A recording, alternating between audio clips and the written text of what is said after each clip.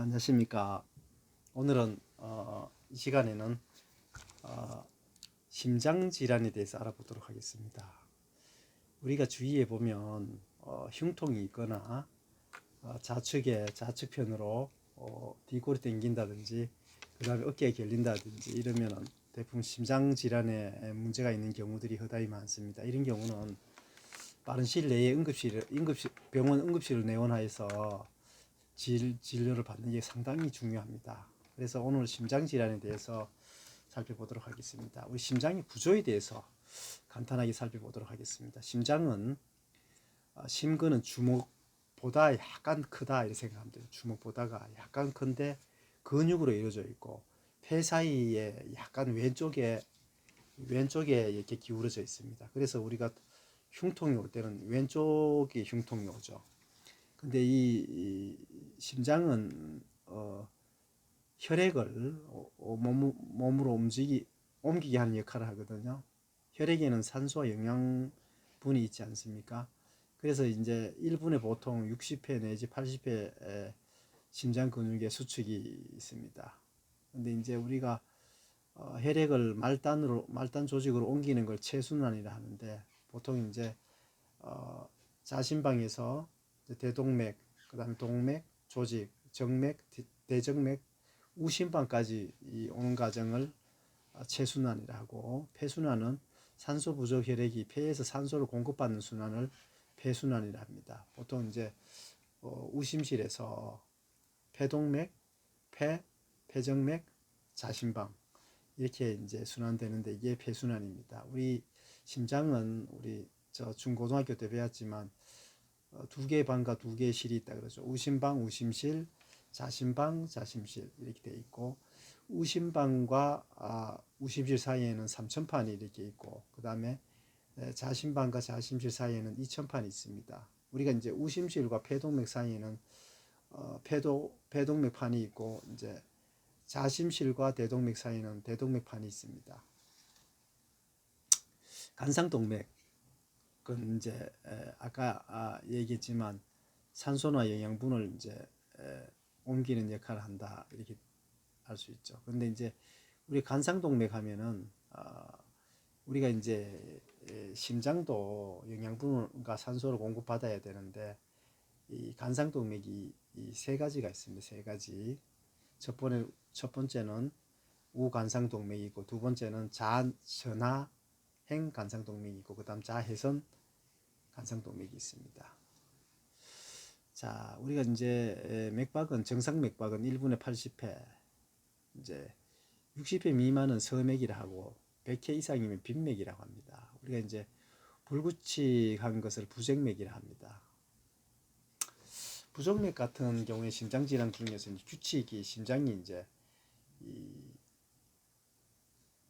리듬이 불규칙적으로 뛰는 걸 이제 부정맥이라 하는데, 이 보통 이제 심장에 전기자극체 이상이 있는 경우를 말하죠.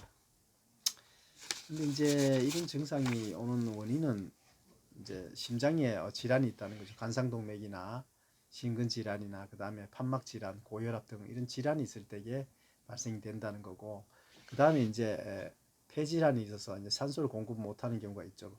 주로 이제 만성폐성 폐질환 이런 경우들이 있죠. 세 번째는 자율신경계 이상, 우리 갑상선 기능 항진증이 있다든지 이런 경우, 그 다음에 전신질환이 있다든지, 그 다음에 이제 약물 및 전해질에 이상이 있다. 즉 항생제라든가 칼륨 마그네슘이 저하된다든가 이런 경우 있죠. 그 다음에 스트레스를 받는다든지, 이제 카페인을 많이 섭취한다든지, 음주한다든지, 그 다음에 그 흡연한다든지, 이제 잠을 불규칙적으로 이제 잔다든지, 그 다음에 이제 이런 경우들이 이제 부정맥이 생길 수가 있습니다. 부정맥이 있으면 이제 호흡 곤란이 오고, 그 다음에 이제 어지럽거나 이제 피곤하죠. 그 다음에 흉통도 올 수 있고, 부정맥 진단은 이제 심전도 검사를 하죠. 그 다음에 24시간 심전도 모니터링을 해서 이제 알아낼 수 있고, 그 다음에 이제 운동 부하 심전도 검사를 통해서 하는 경우도 있고, 그 다음에 이제 방사선 동위원소를 이용해서 이제 핵의학 심근 관류 검사를 하죠. 그 다음에 이제 전극 도자를 동결한, 그러니까 이제 전기를 넣어서 이제 전기 생리학 검사하는 방법이 있습니다. 그 다음에 이제 간상동맥 질환인데, 우리 간상동맥이 조금 전에 얘기한 바대로 세 가지가 있다 그랬지 않습니까? 세 가지. 어떤 게 있다고요? 우간상동맥, 그 다음에 좌전하행 간상동맥, 좌회선 간상동맥, 세 가지가 있는데, 간상동맥에 어떤 동맥 경화라든가, 그 다음에 죽상 경화라든가, 혈전, 혈관의 수축 및 연추 등 간상동맥의 급성이나 만성으로 인해 협착, 좁아졌다는 거죠. 좁아짐으로 말미암아서 혈액 공급이 감소하고, 그 다음에 심근이 허혈 상태에 빠지는 질환이 뭐라고요? 간상동맥증에서 협심증이라고 합니다. 협심증. 좀 전에 얘기한 바대로 협심증의 원인은 뭐냐면 동맥경화증이 있다든지 죽상경화증, 죽상경화판 파열로 인해서 색전이 생긴다든지, 그 다음에 간상동맥의 연축, 경련, 즉 그러니까 간상동맥이 뜬다는 거예요. 떨어. 그 다음에 심한 빈혈이 있다든지, 그 다음에 산소 부족한 뭐 환경 요인에 의해서도 발생될 수가 있고, 그 다음에 심부전이라든지 심비대가 일어났다든지 이런 경우 원인이 될 수 있겠죠. 그 다음에 위험인자는 고지혈증이 있다든지, 그 다음에 고혈압이 있다든지, 당뇨가 있다든지, 그 다음에 비만, 간상동맥 질환, 그 다음에 고령, 흡연, 허혈성 심장질환, 가족력 뭐 이런 걸 통해서 협심증이 올 수 있습니다. 협심증에는 뭐 약간 심한 통증이 온다든지, 호흡곤란, 그 다음에 목, 턱, 좌측 팔 방사통, 아까 얘기했죠. 왼쪽으로 이렇게 통증이 오면은 그 협심증이나 심근경색일 가능성이 크다. 빨리 병원에 가봐야 된다 이 말이죠. 그죠? 협심증의 종류에는 안불변, 그래서 안정형 협심증. 안정형 협심증은 뭐냐면 운동할 때는 아프고 쉬면 좋아지는 거죠. 이럴 경우에 이제 리스트로겐이라는 설화정을 넣으면 보전이 되죠. 이게 산화질소의 성분이 있는데, 이 산화질소를 개발한 사람이 생화학상을, 노벨 생화학상을 받은 그 건데, 이 니트로글로셀린 이 설화정이 아마 산화질소 성분이 있는 것 같습니다. 그 다음에 불안전 협심증은 뭐냐면 하루에 3회, 한 최근 2개월간 발생하고 점차 심해지고 또 휴식기에도 이제 이렇게 발생되는 흉통이 온다든지 이런 발생이 있는 게 불안전 협심증입니다. 비연인 협심증은 뭐냐면 죽상경화, 병변 등 그 기저질환이 없음에도 불구하고 간상동맥이 연축이나 경련으로 인해서 발생되는 경우가 있습니다. 이 진단은 우리가 보통 방사선 엑스레이 검사죠. 그 다음에 심전도 검사, 그 다음에 운동 부하 검사, 그 다음에 초음파 검사하고 혈액 검사, 그 다음에 심장 핵의학 검사, 그 다음에 효소 검사가 있죠. 효소는 CK와 그 CKMB 이런 검사가 있고, 그 다음에 또 트로폴린 T와 I 검사가 있고, 마이글로빈 우리 저 근육에 있는 거죠. 이런 검사를 통해서 알 수 있고, 그 다음에 간상동맥 CT나 혈관 조영술, 이게 혈관 조영술이 이제 최종 그 확진하는 검사 중에 하나죠. 혈관을 통해서 이제 그 들어가서 이제 보고 협착됐나 안 됐나 이렇게 보고 이제 문제가 있으면 그다음 또 시술까지 하죠. 혈관 조영술이 아니고 간상동맥 조영술이네요. 제가 잠깐 착각했습니다. 간상동맥 조영술, 이제 간상동맥을 통해서 이제 들어가서 보는 방법이죠. 그래서 이게 정확한 검사 방법이라고도 합니다. 치료는 보통 니트로글리셀린 설화정을 혀에다 넣거나, 그 다음에 아스피린, 헤파린 이런 걸 넣죠. 이제 우리가 간헐적으로 치료하면 뭐냐면 경피적 간상동맥 성형술을 하거나, 그 다음에 간상동맥 우회술을 하거나, 금속망 스탠드 삽입술을 합니다. 이제 아까 얘기했던 간상동맥 조영술로 이제 간상동맥이 문제가 있는지 확인하러 들어가서 이제 문제가 생기면 그곳에다 금속망 스탠드를 이렇게 넣고 이제 나오거든요. 그렇게 합니다. 그 다음에 심근경색은 뭐냐 하면은 간상동맥의 혈류장애로 인해서 지속적인 심근허혈, 그다음 심근세포의 비가역적인 괴사, 비가역적이란 말은 안에 비자를 써서 회복이 안 된다는 겁니다. 이 괴사가 일어나는 심장 질환을 말하는데 이때는 이제 심전도 ST 분절이 상승되고 이제 심근경색증이 일어나죠. 이런 경우에 이제 간상동맥이 100% 막힌 경우에는 ST 심전도 ST 분절이 상승되는데 일부가 막 완전히 막히지 않고 일부가 막힌 경우는 흉통은 있지만 ST 분절 상승이 전혀 없는 경우도 있습니다. 그래서 이 두 문제 때문에 이제 우리가 심전도 간상동맥 질환 관련해서 보험상 다툼이 발생되기도 합니다. 이제 원인으로는 간상동맥 혈류 장애가 생긴다든지 즉 동맥경화증이나 죽상경화증, 그 다음에 죽상경화판 파열로 인한 색전, 간상동맥 경련이 일어난다든지 수축이 일어나는 경우가 있겠죠.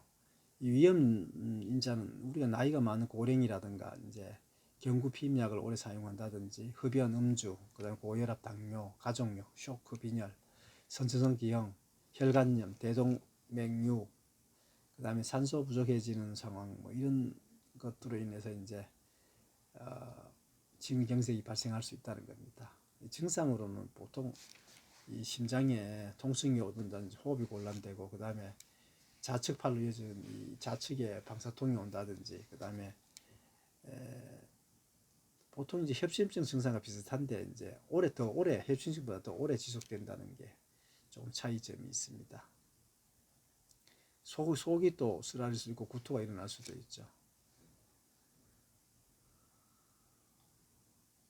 보통 이제 검사상에서는 심전도 ST 분절이 상승하고 심장 표시자는 CK나 CKMB, 트로폴린, 마이글로빈, 그 다음에 이런 것들이 나타나죠. 영상 검사는 심장 초음파, 심혈관 조영술, 동위원소 검사 이런 것들이 있습니다. 보통 이런 경우 치료는 이제 혈관을 넓히는 간헐적 치료 내지는 약물 치료를 합니다. ST 분절이 상승하는 심근경색은 빠른 시일 내에 막힌 혈관을 뚫어서 시술하는 게 가장 좋고 그 다음에 또 약물 치료 방법도 있습니다. ST 상승하지 않은 심근경색은 주로 이제 약물만 치료해서 시킨 후에 다시 이제 상황을 보고 시술하죠.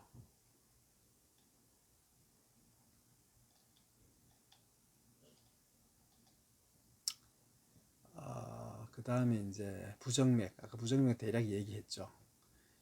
심부전증이 있는데 심부전증은 뭐냐면 심장의 구조적 내지는 기능적 이상으로 인해서 심장이 혈액을 받아들이는 이완 기능이나 수축 기능이 감소해서 신체 조직에 필요한 혈액을 제대로 공급하지 못해서 발생하는 질환군이다 이렇게 생각하시면 됩니다. 보통 수축성 심부전증과 확장성 심부전증 등이 있습니다. 여기서 이제 알아봐야 될 게 선천적으로 이제 심질환이 있는 경우가 있습니다. 선천적으로 심질환이 있는 경우가 있는데 이 선천적이다 말 그대로 출생지에는 알 수 없었던 원인인데 심장 기형이나 기능장애로 나타나는 질환을 말합니다. 유아 때나 어린이 때 교정술을 받는다면 생존이 높일 수 있고 수술 결과 좋더라도 계속적인 추적 관찰이 요청됩니다. 태아의 심장은 임신 3개월 이전에 보통 형성된다고 보면 임상 초기에 선천적 심질환이 발생한다고 보시면 됩니다. 주로 뭐 모체에 간염이 됐다든지 당뇨병이 있다든지 약물 복용을 잘못했다든지 다운 증후군, 그 다음에 염색체 이상,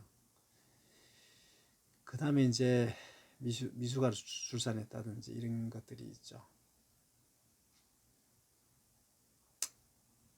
이제 여기는 청색증과 비청색증이 있는데 청색증은 이제 팔로우 사징후라 해서 이제 대동맥 협착, 우심실 비대, 그다음 심실 중격 결손, 대동맥 기성 뭐 이런 것들이 있습니다. 그다음에 이제 대혈관이 전이증이 일어났다든지 뭐 엡슈타인 기형, 아이젠뱅거 증후군 이런 것들이 있고 그다음에 이제 비청색증은 뭐냐면 심방 중격 결손, 심실 중격 결손, 동맥간 개존증, 대동맥 축삭증 이런 것이 있습니다.